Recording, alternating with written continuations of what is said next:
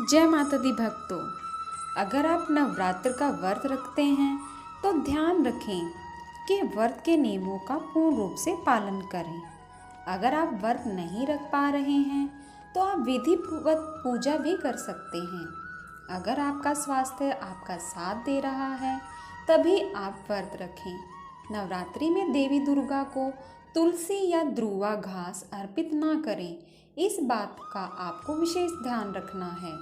नवरात्र पूजन में प्रयोग में लाए जाने वाले रोली या कुमकुम से पूजन स्थान के दरवाजों के दोनों ओर स्वास्तिक बनाया जाना शुभ रहता है। नवरात्र के दिनों में दुर्गा सप्तशती का पाठ जरूर करें। पाठ के साथ कवच, कीलक, अर्गला का पाठ भी जरूर करना चाहिए। अगर 1 से 13 अध्याय का पाठ हर दिन नहीं पाए तो हर दिन एक एक चरित्र का पाठ करें। सप्तशती को 3 चरित्र में बांटा गया है, प्रथम, मध्यमा और उत्तम। नवरात्र में 9 कन्याओं को भोजन जरूर कराएं। 9 कन्याओं को नव दुर्गा मानकर पूजन करें। बेहतर होगा कि नियमित एक कन्या को भोजन कराएं और अंतिम दिन भोजन के बाद उस कन्या को वस्त्र, फल, श्रृंगार सामग्री देकर विदा करें। नवरात्र के भोग में माँ दुर्गा को रोजाना फल जरूर अर्पित करें। इन फलों को भोग लगाने के बाद कन्याओं में बांट दें। नवरात्रि के पहले दिन घट स्थापना के साथ माँ की उपासना शुरू की जाती है।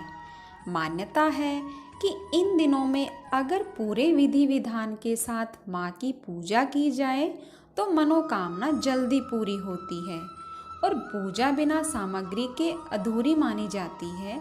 इसलिए बेहद ज़रूरी है कि आप सही पूजा सामग्री का इस्तेमाल करें।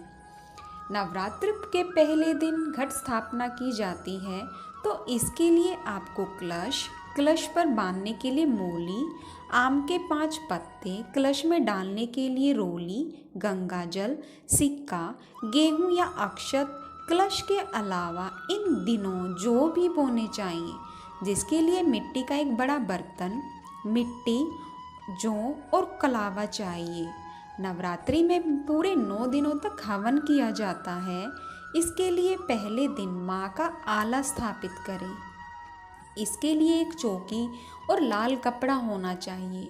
हवन के लिए आपको आम की लकड़ियाँ, हवन कुंड, काले तिल, कुमकुम, अखंड अक्षत, धूप, प्रसाद के लिए पंचमेवा, लोबान, घी, लौंग, गूगल, सुपारी, कपूर और गूगल और हवन के अंत में चढ़ाने के लिए भोग की जरूरत पड़ेगी।